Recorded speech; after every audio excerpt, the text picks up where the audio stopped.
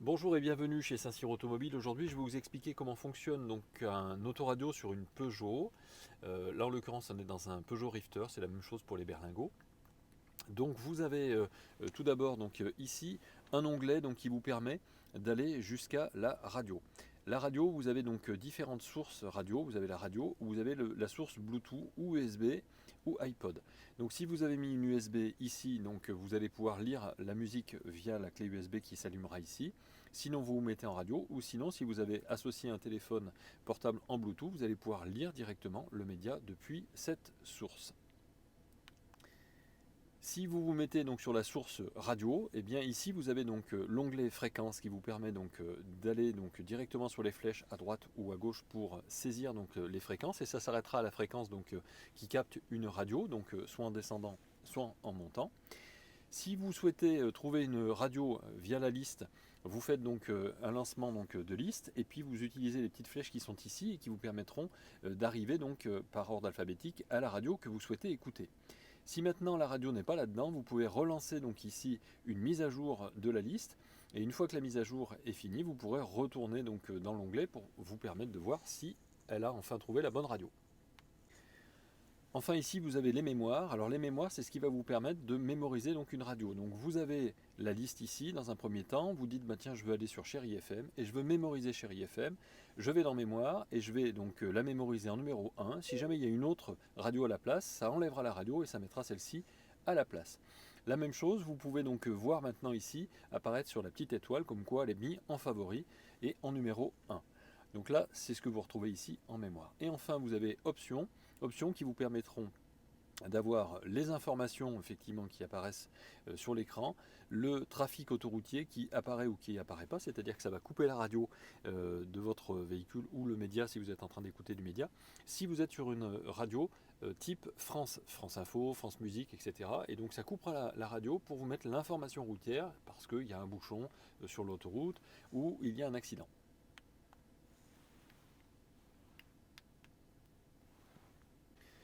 Enfin ici vous avez donc suivi FM DAB. DAB c'est la digitalisation de la radio, c'est-à-dire qu'au lieu d'avoir une radio qui passe par les Hertz, le réseau hertzien, vous avez une radio qui passe par le digital. Donc vous avez une meilleure qualité. Par contre toutes les radios ne sont pas forcément captées, donc toutes elles ne sont pas équipées avec ce système digital. Enfin, vous avez le réglage audio ici. L'audio, donc c'est ce qui vous permet de régler les basses, les aigus. Donc vous réglez soit en cliquant sur les petites flèches, soit en glissant avec les petits repères. Vous pouvez réinitialiser ou vous pouvez choisir donc un utilisateur, c'est-à-dire que l'utilisateur c'est ce que vous avez réglé vous, et sinon vous pouvez demander donc quelque chose qui est déjà pré-réglé. Pour la répartition, donc c'est ce qui permet d'avoir une répartition plutôt à gauche, plutôt à droite, etc. Donc ou alors tout passager, ou alors seulement pour le conducteur, ou alors seulement à l'avant seul si vous voulez enlever les haut-parleurs à l'arrière parce que vous avez des enfants qui dorment. Le son, donc vous pouvez demander donc à avoir un son tactile donc sur là les touches que vous utilisez, ou alors ne pas avoir de son. Vous pouvez aussi choisir donc les voix, le volume des voix, donc pour la lecture des messages, donc avec des volumes plus ou moins forts, et pareil les volumes de sonnerie. Lorsque vous avez un appel, vous aurez donc une sonnerie qui sera plus ou moins forte en fonction de ce que vous avez réglé. On passe à l'onglet donc car, l'onglet voiture qui est ici, donc qui vous permet donc d'avoir la commutation automatique des feux de route. Ça veut dire que si c'est sur on, lorsque vous mettez les pleins phares et que vous avez une voiture qui vous croise, à ce moment-là les pleins phares vont s'éteindre pour laisser les codes, et lorsque la voiture vous a croisé, ça remettra les pleins phares automatiques. Donc vous n'aurez plus rien à faire. Le start and stop, vous pouvez le mettre sur off ou sur on, ça veut dire que votre voiture va s'arrêter. Alors attention, si vous avez une boîte mécanique, il faut que la boîte à vitesse soit sur le point mort pour que ça fonctionne. Il faut que la batterie soit suffisamment chargée, il faut que la voiture soit suffisamment chaude. Donc même si vous le mettez en route, il ne s'arrêtera pas forcément votre véhicule que si que si tout est rempli pour pouvoir permettre à la voiture de s'arrêter. L'aide au stationnement, donc vous pouvez le mettre sur on ou sur off, donc c'est le radar de recul en fait, hein, tout simplement. Donc pourquoi on peut le mettre sur off? Parce que si vous avez un attelage et que vous avez mis quelque chose derrière votre voiture, ça va sonner sans arrêt, donc c'est intéressant de pouvoir l'enlever. Et enfin, détection donc de sous-gonflage, c'est-à-dire que ici, si vous avez fait la pression de vos pneus, en cliquant dessus et en mettant oui, vous réinitialisez en fait la pression des pneus et elle sera enregistrée cette pression. Comme ça, si jamais il y a une pression qui baisse, vous en serez averti.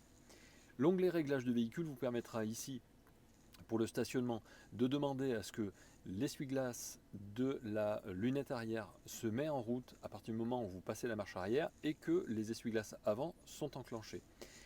Ici, vous allez pouvoir mettre les feux d'accompagnement ou éclairage d'accueil et régler donc ici la durée de l'éclairage d'accompagnement. Donc éclairage d'accompagnement, c'est les éclairages extérieurs de votre véhicule qui, lorsque vous aurez fermé votre voiture, vont rester allumés pendant 15, 30 ou 60 secondes en fonction de votre réglage. Et l'éclairage d'accueil, c'est l'éclairage en fait à l'intérieur de votre véhicule. C'est-à-dire que vous avez des plafonniers qui vont pouvoir rester allumés ou qui vont s'éteindre donc au bout de 15, 30 ou 60 secondes en fonction de votre choix.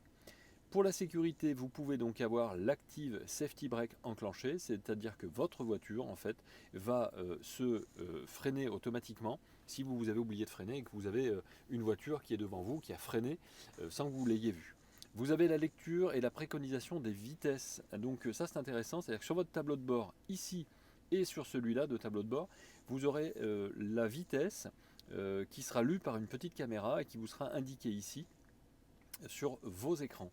Lecture des panneaux de signalisation, c'est la même chose, simplement au lieu que ce soit les panneaux de vitesse, c'est les panneaux donc, de travaux par exemple ou de fin de travaux. Et alerte attention conducteur, ça veut dire que si votre voiture commence à faire des zigzags, à ce moment-là, votre véhicule va vous dire attention, je suis en train de voir que vous vous endormez, donc prenez le temps de vous arrêter. Donc ça, c'est les systèmes de sécurité. Ici, vous avez donc un onglet qui permet de lire les photos. Alors si vous avez une clé USB et que vous avez des photos sur votre clé USB, vous mettez la clé donc ici et vous cliquez sur photos et donc vous verrez apparaître les photos sur votre clé USB.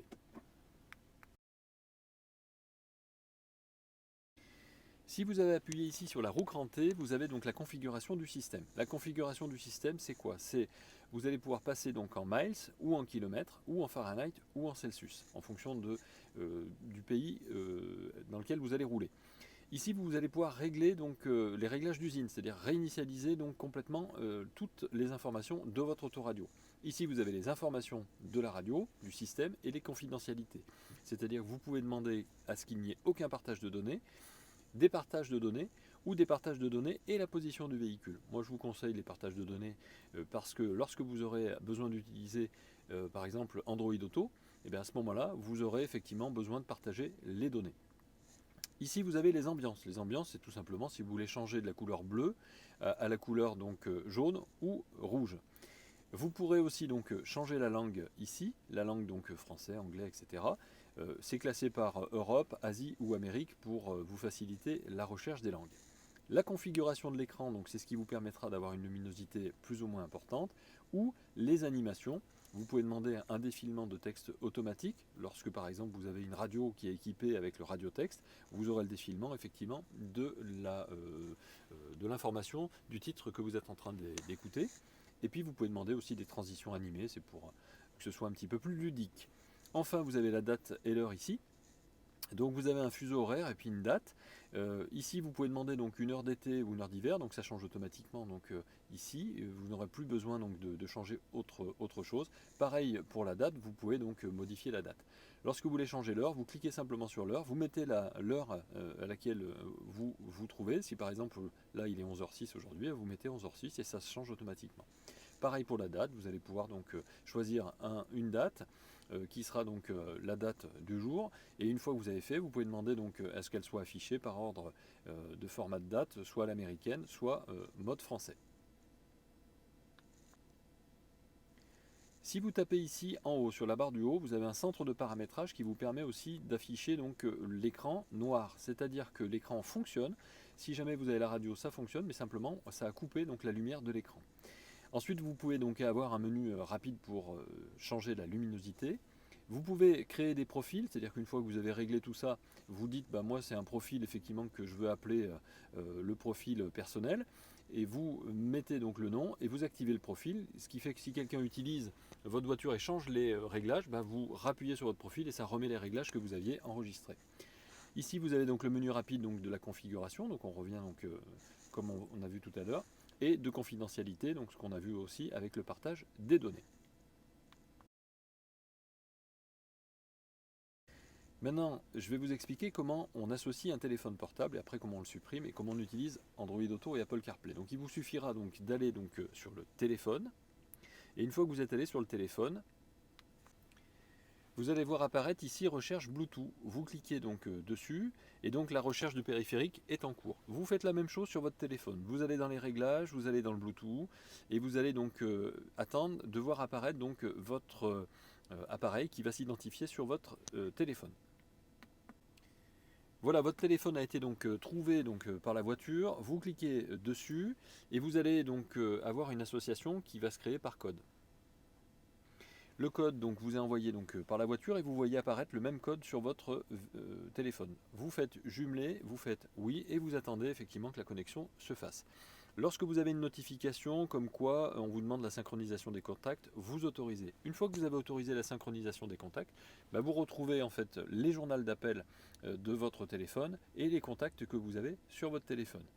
Donc ça va vous permettre effectivement de voir apparaître le nom de ceux qui vous appellent si jamais vous avez un appel de quelqu'un qui est dans votre répertoire. Sinon, en mettant clavier, vous pouvez donc utiliser le clavier de votre téléphone. Maintenant, si vous voulez supprimer un téléphone, vous allez donc ici dans téléphone et vous allez donc cliquer sur l'onglet Bluetooth. Là, vous voyez que votre téléphone est connecté pour la musique et pour les appels. Vous pouvez donc ici aller sur la gros cran T pour demander à ce qu'il n'y ait que le téléphone ou que le streaming audio. Sinon, vous pouvez donc appuyer sur la petite corbeille et donc vous demandez à supprimer ce téléphone. Alors je rappuie dessus, la corbeille apparaît ici, vous cliquez et vous validez. Et là maintenant, votre téléphone est désassocié de votre voiture. Maintenant, je vais vous expliquer comment fonctionne Apple CarPlay et Android Auto. On commence par Apple CarPlay. Alors, vous allez voir, c'est hyper simple. Vous avez un téléphone. Il n'a pas besoin d'être connecté à votre voiture. Vous allez simplement donc utiliser le cordon d'origine. Et j'insiste bien sur le cordon d'origine parce que lorsque ça ne marche pas, Android Auto ou Apple CarPlay, souvent ça vient du cordon. Quand on achète un cordon pas cher, eh bien, les données ne passent pas très bien. Donc vous avez tout simplement demandé à votre téléphone de se connecter donc, à la voiture via le cordon d'origine. Et ensuite vous allez aller dans le Apple CarPlay qui va s'afficher naturellement. Alors si ça ne s'affiche pas, vous avez ici l'onglet téléphone et vous aurez donc Apple CarPlay. Sinon, comme c'est Apple CarPlay, ça va s'afficher tout seul. Vous avez ici donc il n'y a vraiment pas besoin aucune manipulation. Vous branchez, ça fonctionne. Si ça ne fonctionne pas, changez le cordon. Vous avez donc ici les applications qui s'affichent soit par widget, donc avec des écrans, soit par vignette. Donc vous pouvez téléphoner directement avec vos favoris, vos appels récents, vos contacts ou le clavier. Vous pourrez aussi envoyer des messages et en appuyant sur ce bouton-là, ça met en route le Siri qui vous permet de communiquer et de dire moi je vais envoyer un message à telle personne et puis vous le faites tout de façon vocale. Ensuite, lorsque vous avez des petits onglets comme ça vous permet aussi d'aller sur Waze. Et donc vous pouvez faire une recherche directement sur Waze. Vous trouvez sur notre page YouTube toute la présentation de ces différentes applications parce que vous avez aussi la musique de votre téléphone si jamais, vous pouvez le lancer directement ici, ou vous avez aussi la possibilité YouTube Music, Google Maps, Amazon Music, etc. Donc là, chez Apple, l'avantage c'est que tout se fait vraiment tout seul, tout simplement. Donc et à chaque fois que vous allez débrancher votre cordon, vous n'aurez plus Apple CarPlay.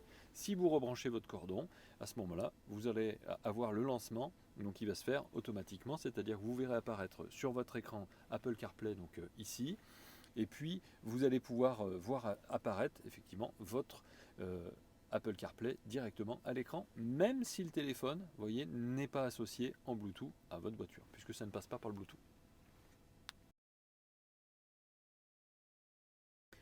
Voilà, maintenant je vais vous expliquer comment fonctionne Android Auto. Alors Android Auto, il faut avoir bien sûr un appareil Android. C'est pas tout à fait comme Apple CarPlay, puisque là pour le coup, il va falloir associer d'abord votre téléphone en Bluetooth. Donc vous allez aller dans le téléphone ici, ça ouvre cette fenêtre et vous avez recherche Bluetooth. Vous faites une recherche Bluetooth et vous allez aussi dans votre téléphone Android et vous faites une recherche Bluetooth. Une fois que vous avez lancé la recherche sur votre écran de téléphone, vous faites aussi la même chose, comme on l'a dit sur l'écran de la voiture. Vous attendez que l'appareil détecte la voiture ou que la voiture détecte l'appareil. Votre véhicule a trouvé votre téléphone, vous cliquez dessus et là vous voyez apparaître un numéro le même numéro donc apparaît sur l'écran de votre voiture. Vous validez donc à l'écran, vous validez donc ici et vous attendez que l'association se fasse. Une fois que l'association est faite, vous voyez apparaître le pavé numérique qui vous permet effectivement de téléphoner. Vous voyez aussi le journal d'appel et les contacts. Si vous avez accepté d'autoriser donc l'accès et à vos messages et à votre journal d'appel. Maintenant que vous avez fait ça, vous allez brancher donc de façon filaire, c'est-à-dire sur la prise USB qui est ici, le cordon d'origine de votre téléphone à votre téléphone. Alors j'insiste sur le cordon d'origine parce que si vous ne mettez pas le cordon d'origine, vous risquez d'avoir un cordon qui n'est pas suffisamment gros pour faire passer les informations.